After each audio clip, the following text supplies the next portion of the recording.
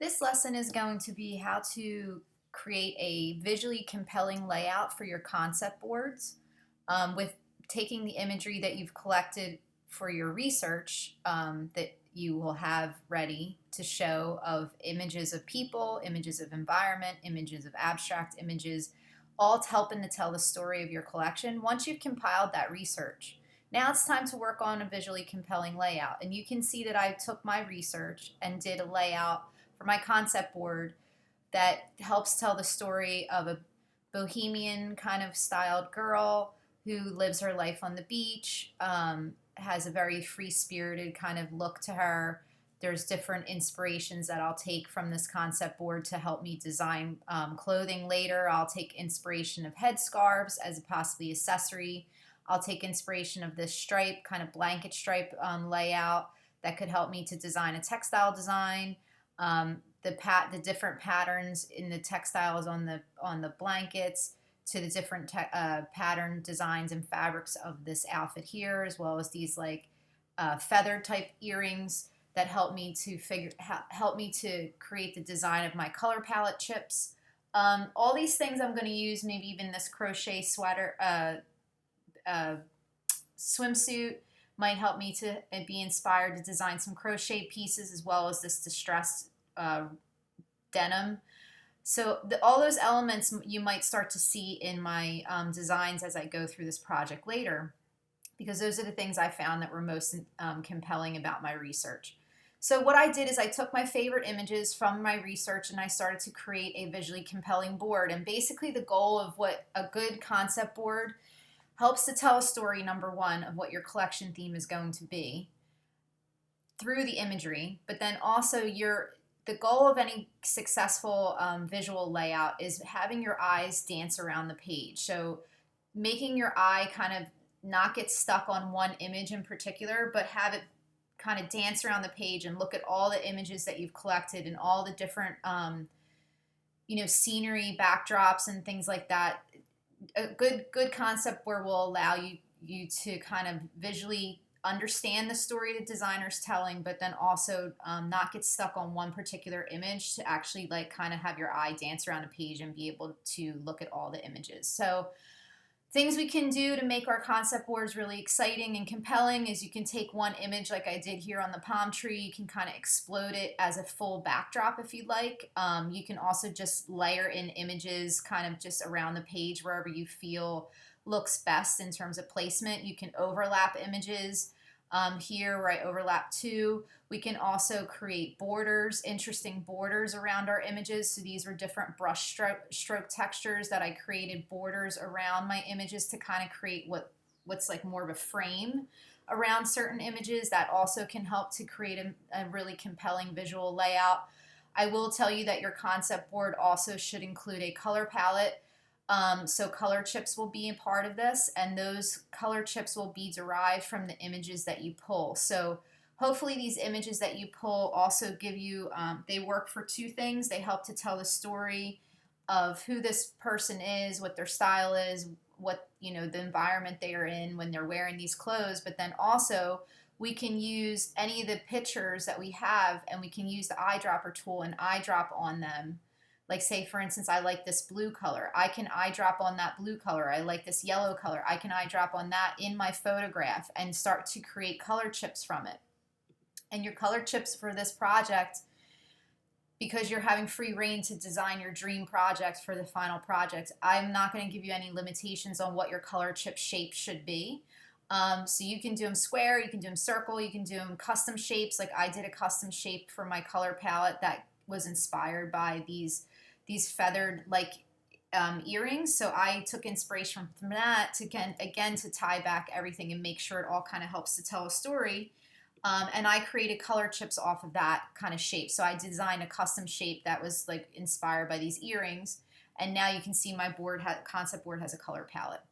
Okay, so let's get started with a couple tricks that you're going to use to make your concept board visually compelling. It's going to be your design of your own particular layout, but I'm going to show you a couple tricks of what you can do with some of the pictures to make them really interesting. So first you got to take all your research. Hopefully it's off in the gray area here. And then you're going to pull your favorites. So start knowing what your story that you're going to tell. Pull your favorite imagery out of each section. People, environment, abstract. Of the best images that you've compiled that you start to think help tell that story. And, I'm going to pull some of those images into the white artboard. My favorite images, the ones that I feel like I definitely want to start playing with in the layout. And I'm just going to start working with a collection of images that I first think is a nice mix of both people images, an environment image, or an abstract image. I'm not going to tell you how many you need. It's really going to be dictated by how you lay it out. But I probably will tell you that you're probably going to have more people style images than anything else. But please try and layer in where you can at least one or two environment images and maybe at least one abstract image. I think it'll keep your board a little bit more well-rounded if you have that. But majority of your images probably will be of people. So the first thing I'm going to tell you is that one of the things we can do, there's a couple shortcut keys that we can use to crop out certain images. So say for instance, I like this image right here. I'm going to click on it with the black arrow. And say, for instance, I don't want to show as much of the background behind her. Really just wanted to focus in just a little closer on her. So I want to crop out maybe a little bit more of this background. So there's a shortcut key we can do that. So if you click on your image with the black arrow, you hit the command key for Mac users. It'll be the control key for anybody that's on a PC. So command 7. If you hit Command 7, you'll see that you've got scaling boxes that we usually get with black arrow. Command 7 will automatically give you those scaling boxes, but they're not scaling boxes. Watch what happens when I do Command 7. If I click on this double arrow right here and I just start to lift up, and I'm literally lifting it up until maybe I get to the top of her arm, look what happened to my photo. It didn't scale it. It cropped out part of it. So here I was before, and when I did Command 7, I cropped out a little portion of that backdrop that she was leaning on, because maybe I wanted to show the image a little tighter, and I can even continue to maybe crop out a little bit more at the top. So there's one way if you want to kind of just crop out and focus in on a certain particular part of the image, you can crop out some of the backdrop by using the Command 7 or Control 7 key. Now, what I will tell you is you got to do all your cropping in one operation before you release the tool. Because once you go to release the tool, say if I click off of it and now I try and go back and do Command 7 again, it will not allow you to clip off those or crop those images. So you have to do it all in one operation, you guys. So once you hit Command 7, you get one opportunity to crop out whatever you want to crop out about the photo. And then once you release the tool, you can no longer do it. All right, so that's one thing you can do, so you can start to size your photos differently, crop out, and really just focus in on certain aspects of it. Here's another fun tool. So say, for instance, if I like this girl, but I don't really want to show that she's on the beach. I just want to focus just in on her and really just crop her out. So this is what I did. I cropped just her out, and you can see the backdrop is no longer a part of her picture. So in order to do that, you're going to do what's called a clipping mask. So what I just did here is I just took the pen tool and I drew over her shape. So pen tool, when you do this, make sure you have a no fill color in your fill box, just a stroke color. And it doesn't matter what color stroke, but make it something you're going to be able to see, a color you'll see. And then I'm going to take the pen tool and I'm just going to start drawing and tracing around her silhouette.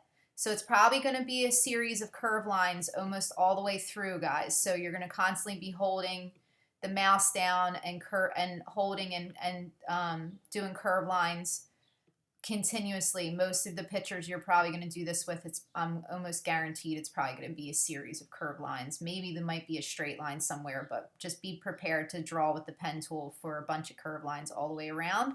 And I'm just literally tracing over her. And basically think about the way you're tracing. So you're tracing around the image that you want to keep. So that's how I want you to think about this. So anything that doesn't fall within this black stroke outline is going to disappear. So if there's something behind her you want to have, like I'm actually going to not even copy her leg because I don't think I want it. I just want to focus in on her.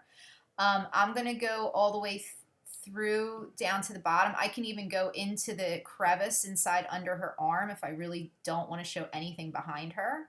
I can even go in there and continue to draw.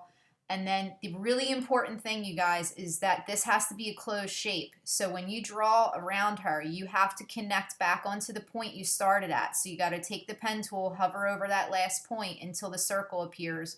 And that means you now have a joined shape. Like you can see over here, I have a joined shape.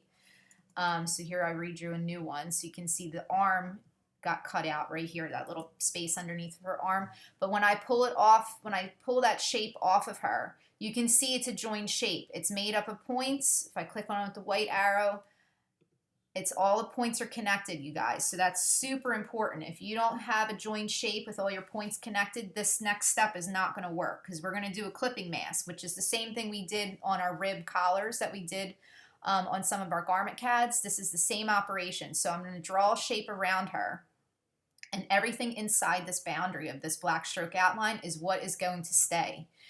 Everything outside of it is going to disappear once I do this clipping mask function. So next step is, after you have your joined shape drawn around your image, you do an object, arrange, bring to front, and you might not see that anything happened, but you have to make sure you bring the shape, which this black stroke outline is now my shape, that has to be brought to the front. Object, arrange, bring to front. Then the next step is you're going to take the black arrow and you're going to hover over both the image, the photograph image, and the outline shape that you just drew. And you're going to do an object clipping mask make. Object clipping mask make.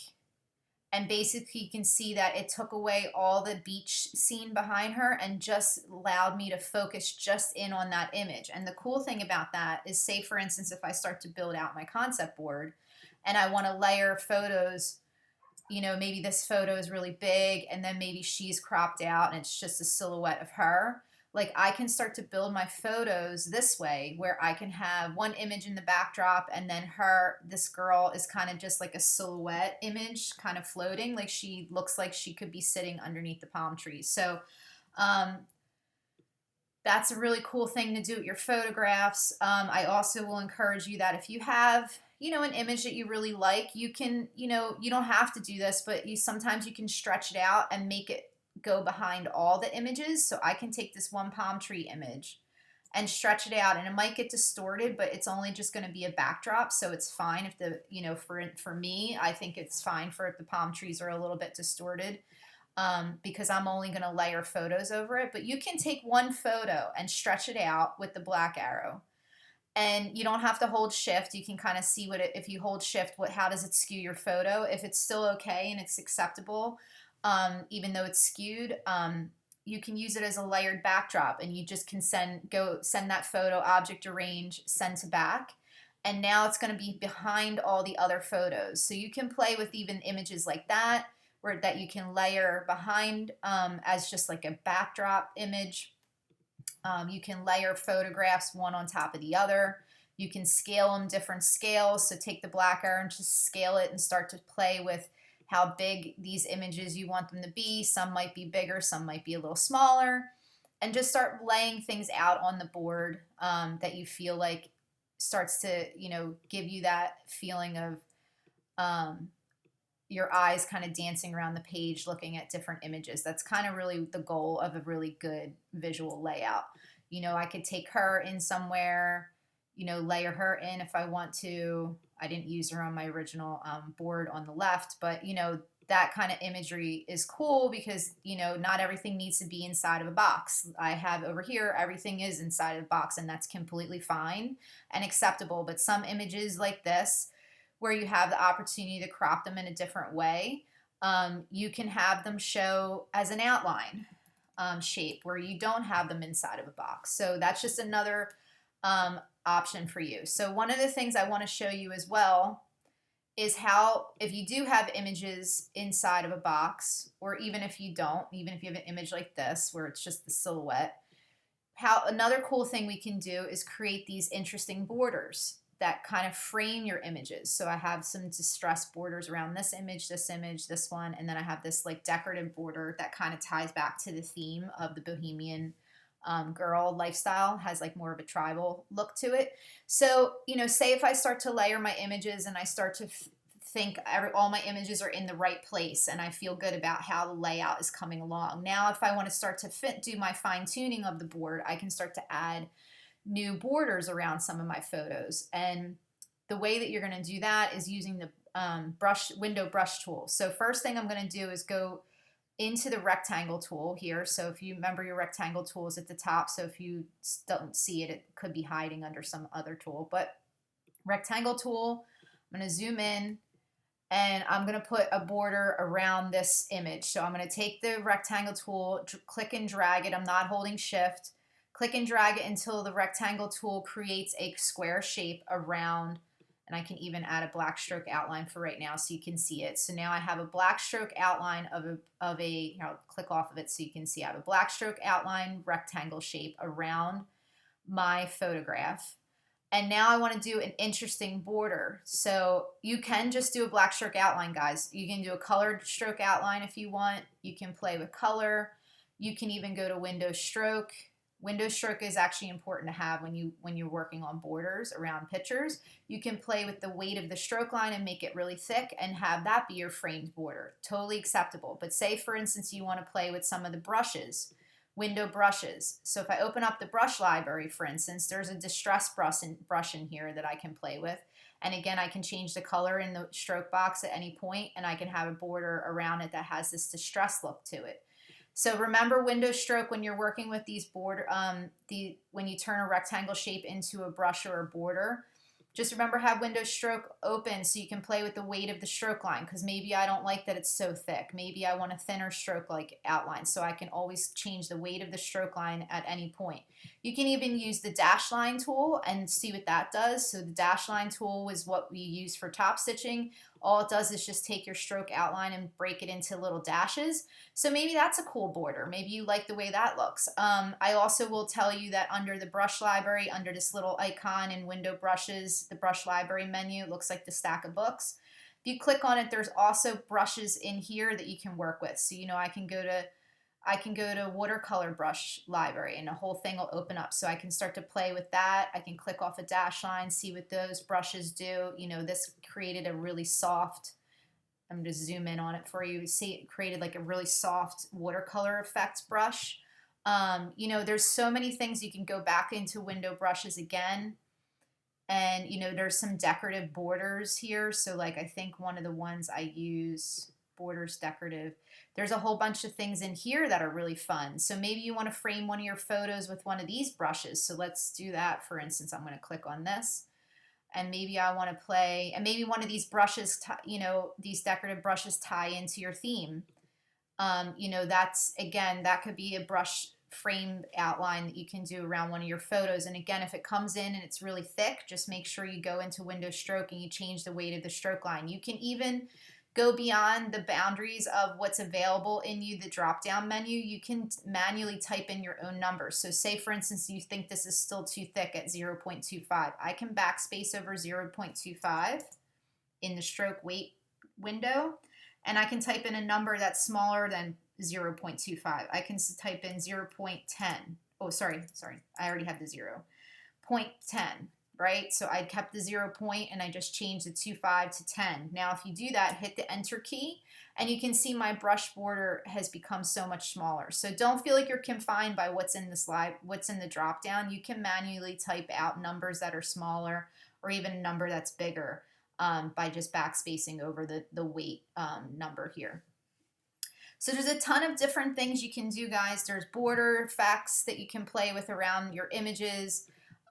You know, like I showed you, you can layer your images one over the other. You can have an image in the backdrop. You can do this clipping mask function that I did by cropping out background behind an image if you want to just focus on one aspect of the image.